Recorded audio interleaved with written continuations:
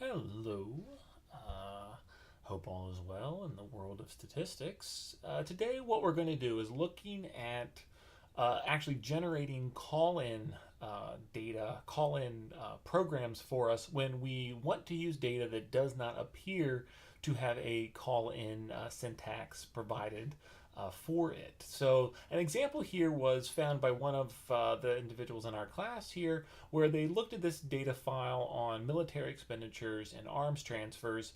And when they went to try to download what was available, and they got here, they downloaded all the information here. But when they looked at the actual files that were available to them, and what I've done is I've already downloaded those files onto my computer. Well, when they went in here and looked at the files that were available to them, while we have previously been going through the process of generating data based upon, are taking this type of a data file and generating it into an SPSS file based upon a syntax that's provided. When they looked in this folder, as you see here, there is nothing available. And so this poses a problem because if you look at the data file that exists, the information contained in this text file is rather nonsensical and doesn't really offer any sort of intuitive guidance for how to read this. So this poses a bit of a problem, is how do I get this data pulled into SPSS? Again, this is an inconvenient problem, but it's still something that we can overcome by consulting the codebook. And so here we have the codebook. It's not very readable opening up in its TXT file, but if you right click, you can open this up as a Word document. And while it doesn't clean up all of the formatting, as you can see, it makes the formatting look a bit better. And so we can look through this codebook, and what this codebook informs us, it gives us some information about how to cite the data and other disclaimers around here. But most important for our purposes, down here at the bottom, is it actually begins to describe the data setup for us. So I'm going to keep scrolling here. It talks about the formats the data is available in. Here we go. So down here at the bottom, there were two data files associated with this data. Specifically, if we recall, pulling back in over here, this ICPSR website, you had DS1 and then DS2. The information about DS1 is what we come across first. Again, for our purposes, we're more interested in DS2, and that's located right here. And so what this is telling us is it's giving us information about the variable name as well as a variable label, and most importantly, it's giving us information about the size of the variable, how many characters are dedicated to each of these variables. So for this variable CCYR, that variable is country code and year. That's what that's the label associated with this, and it's saying that that variable is 6 characters long. And so what we can do is we can use this information to generate our own call-in record. And we would do that if we open up SPSS. We can do this by using SPSS's own data call-in mechanism. And so if we go up to open this data file, if we go to File, Open, and then Data, we can go to where the data is stored, and that's where my SPSS is already set to DS0002.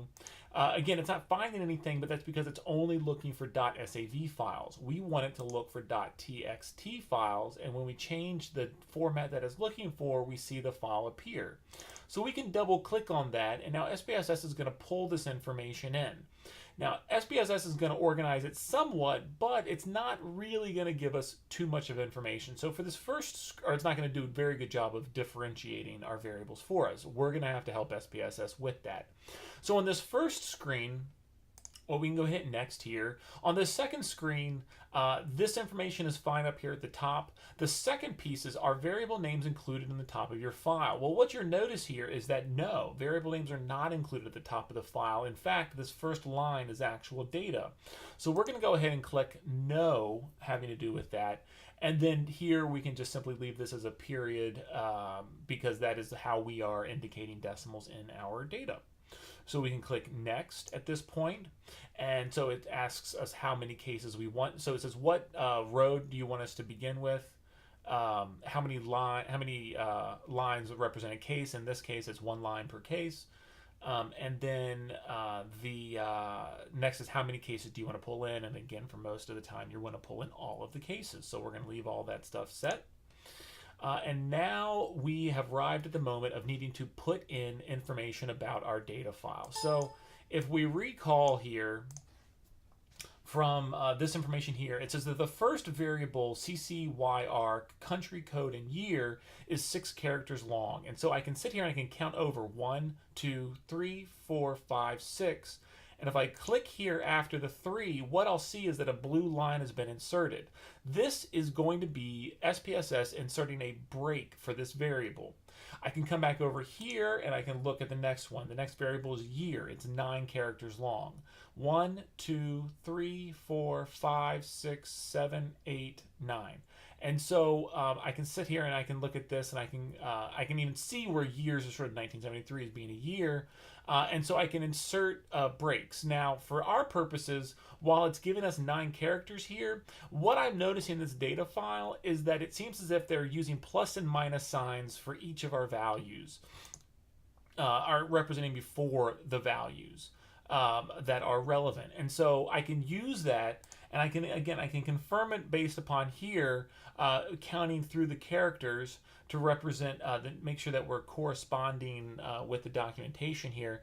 But I can go through and I can actually start to insert breaks right before all of these plus signs. Again, I'm noticing, this is me sort of noticing this in the data, but also seeing this sort of echoed in the way that the format is set up of counting the characters and recognizing that the character break is taking place pretty much before and after each of before the not punctuation, I'm sorry, the plus and minus signs, and after the 1 decimal point. And so I'm going to go through and I'm going to simply click in to add these breaks. Now, if I happen to add a break somewhere where I don't want it, I can simply click that break and then press delete break, and that way it will remove it from the data set. And so I'm going through and I'm doing that for each of these cases here. And so I am arriving here at the end. Oops, I need to delete that one. Put that there, and that should be all of our cases. So now that I've identified where all the breaks want to be, I can click next here. And now what I need to do is I need to go through and specify all of the variable names. The variable names, again, are the ones located over here in the worksheet. So for this first variable, the variable name is CCYR. And this variable is going to be string. For the second variable, I can see from the document that it is called year, and I know that this is going to be numeric. I'm going to repeat this process for all of the variables in the file. I'm going to pause while I do this just so you don't have to watch me type. Okay, and so you see here that I have entered in all of my variable names. I have converted all but the first one, which has letters in it. The rest of these are just numbers, so I've converted all of those to be numeric. And so I'm going to press next here to move on to the next screen. And so here on this screen, it's essentially asking for me to finalize my information. Would I like to paste the syntax? Yes, I would. That way I'm going to save my call-in information. And so here it's giving me a preview of what this data might look like. You see a bunch of zeros being held onto here. Those are going to get cleaned up momentarily. But for the time being, we're just going to look at the data there. It seems to be going well. So we're going to press finish here, and SPSS should, there we go, produces our syntax file for us.